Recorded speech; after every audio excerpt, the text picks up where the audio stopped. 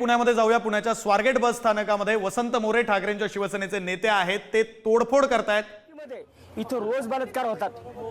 तुम्ही जाऊन जर स्वतः मीडियाने जर या सगळ्या गोष्टी पाहिल्या की ज्या एसटी मध्ये आता एवढ्या मोठ्या प्रमाणात कंडोम्स पडलेत, म्हणजे याचा अर्थ या संपूर्ण आगाराला कंपाऊंड आहे। एसटी कुठे ठेवलेले आहेत? मागच्या बाजूला आहेत ठिकाणी, त्याच्यामध्ये आता जाऊन शेकडोनी कंडोम्स पडलेले आहेत। आम्ही आता तिथं जाऊन आलोय। म्हणजे याचा अर्थ हा एक प्रकार इथं घडला, इथं रोज होतोय आणि ह्याच्यामध्ये ह्या लोकांचा हात आहे, ह्या कर्मचाऱ्यांचे हात आहेत त्याच्यामध्ये। हे सुरक्षा कर्मचारी काय करतात? इथं बसून काय फक्त ही लोक इथं केबिन उभवले आहेत काही लोक। काही वेळापूर्वी नीलम गोरे यांनी सुद्धा याची पाहणी केलेली आहे, पण या परिसराची त्यांनी पाहणी केलेली आहे, बाहेरची पाहणी केलेली आहे। मला तुम्ही आत्ताच तुम्ही बघा गाडी कुठे आहे? गाडी इथं समोर होती आत्ता, म्हणजे ज्या टायमाला बलात्कार घडला त्या टायमाला गाडी सुरक्षा केबिनच्या समोर होती। जर या सुरक्षा केबिन मधले कर्मचारी जर त्यावेळेस जागेवरती असते केली का तुम्ही? आता आतमध्ये जाऊन देत नाहीत, त्या गाडीमध्ये कोणाला जाऊन देत नाही, परंतु ती गाडी इथं समोर होती ना। जर सुरक्षा कर्मचाऱ्यांचं काम काय आहे? या आगाराची सुरक्षा करणं। मग त्या सुरक्षा कर्मचाऱ्याच्या केबिनच्या समोर जर एखाद्या आमच्या आई बहिणीवरती बलात्कार होत असेल आणि हे लोक जर हे काही सुरक्षा करू शकत नसतील, तर यांना या सुरक्षा केबिन करण्याचा आणि या सुरक्षा केबिनमध्ये बसण्याचा कोणाला अधिकार आहे? यांना इथं बसण्याचा अधिकार नाही। मी एक विषय नाही, आत्ताचा विषय हा झालेला गंभीर आहे, परंतु तुम्ही जर पलीकडच्या बाजूला गेलात आणि पलीकडच्या बाजूला जाऊन तुम्ही बघा, त्या 4 शिवशाहीच्या गाड्या दाखवा, ज्या शिवशाहीच्या गाड्यांमध्ये अक्षरशः बेडशीट, रग, महिला भगिनींच्या साड्या दाखवू शकता सगळ्यांना 100%।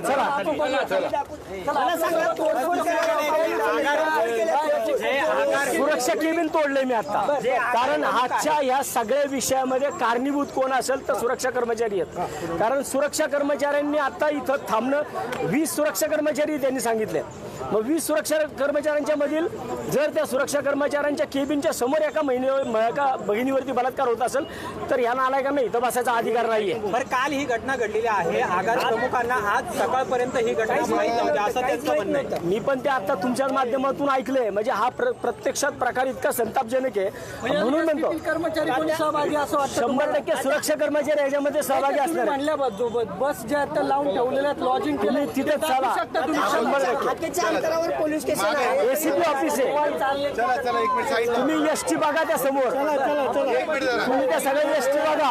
वसंत मोरे आहे त्या ठिकाणी ठाकरे गट आहे, तो सुद्धा आक्रमक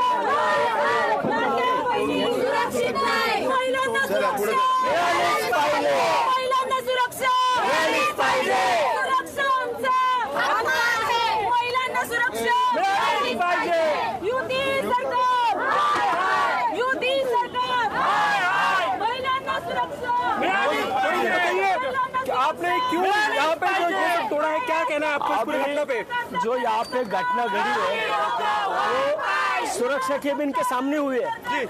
सुरक्षा केबिन के सामने अगर किसी भगिनी के ऊपर बलात्कार होता है तो वहाँ सुरक्षा केबिन में बैठने का किसी का अधिकार नहीं है। वो लोग वहाँ नहीं बैठ सकते, वो एक नहीं। अगर आप यहाँ पे जो हम आपको दिखाने जा रहे हैं वो आप देखेंगे। पूरे मुद्दे को कितने जोर से उठाएगी, क्योंकि सवाल जो है राज्य की कानून व्यवस्था पे उठ रहे हैं। आमच्या महिला भगिनींना 1,500 नकोय, लाडक्या बहिणींना 1,500 नकोय। तुम्ही हे दाखवा इथलं, इथे ज्या लॉजिंग आहेत ना ते लॉजिंग दाखवा। पुण्यात लॉजिंग दाखवा ना तुम्हाला इथं। आक्रमक झालेले आहे, हे सगळे शिवसैनिक आक्रमक झाले, तात्या नेमकं काय घडलेलं आहे? तुम्ही आता कुठे चालला? या इथं समोरच्या बाजूला ज्या शिवशाहीच्या 4 एसटी आहेत, ह्या 4 एसटी ह्या लॉजिंग केलंय याच्यामध्ये। आम्ही आत्ता बघितलंय तिथं, जर हे संपूर्ण कंपाऊंड आहे, ह्या कंपाऊंडला संपूर्ण बाजून 4ही बाजूनी वॉल आहे, आणि वॉल असताना सुद्धा जर इथं अशा प्रकारे रोज म्हणलं तरी इथं बलात्कार होतोय। तुम्ही आतमध्ये जाऊन तिथं कंडोमची पाकिटं बघा, किती कंडोम्स पडलेत ते बघा। आणि हे सगळं होतंय ना ह्या इथल्या सुरक्षा कर्मचाऱ्यांच्या हजेरीमध्ये होतंय। मग सुरक्षा कर्मचाऱ्यांच्या हजेरीमध्ये जर हा प्रकार होत असेल तर या सुरक्षा कर्मचाऱ्यांना या ठिकाणी बसायचा अधिकार आहे का? आपल्याकडून तोडफोड देखील बसची करण्यात आली, त्या आक्रमक पवित्रा घेऊन हा सगळा विषय सुटेल? 100% का नाही सुटणार? कारण ज्याला जी भाषा कळते ना त्याला त्याच भाषेमध्ये सांगावं लागतं। हे आता इथं जो प्रकार घडतोय हा प्रकार विचित्र आहे जो तुम्ही पाहत इथं सगळा, म्हणजे हा फक्त एकदा नाही, रोज बलात्कार होतात इथं, आणि हे सुरक्षा कर्मचाऱ्यांच्या उपस्थितीमध्ये होतात.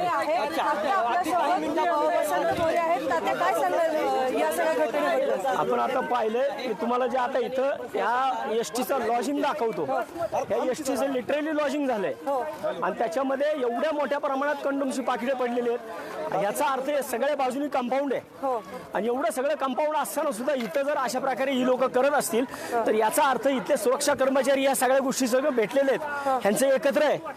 जो आरोपी, ज्या आरोपीने इथं आता एवढा मोठा विषय केला, तो आरोपी गेल्या 5 दिवसापासून इथं टॉयलेटच्या बाजूला झोपतोय. आरोपी ह्याच्यावरती 7 वेगवेगळे गुन्हे देखील दाखल आहेत.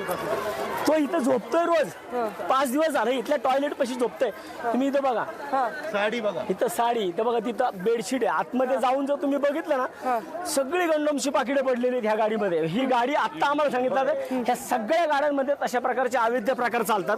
याचा अर्थ जर इथं अवैध प्रकार चालतात आणि ते ह्या शिष्यांच्या आतमध्ये चालतात, म्हणजे इथले सुरक्षा कर्मचारी या सगळ्या लोकांसंग भेटलेले आहेत. तुम्ही आता त्यामुळेच तिकडचं केंद्र, म्हणूनच जर सुरक्षा कर्मचारी अशा प्रकारे चुकीचं काम करत असतील तर त्या सुरक्षा कर्मचाऱ्यांना त्या सुरक्षा केबिनमध्ये बसायचा अधिकार नाहीये. आता नीलम गोरे देखील याचं या सगळ्याची पाहणी करून गेले, पण ते त्यांनी ब्रीफिंग घेतलं उपायुक्त. आम्ही शिवसेना उद्धव बाळासाहेब ठाकरे ब्रीफिंग वगैरे करत नाही, आम्ही अशा पद्धतीने काम करतो.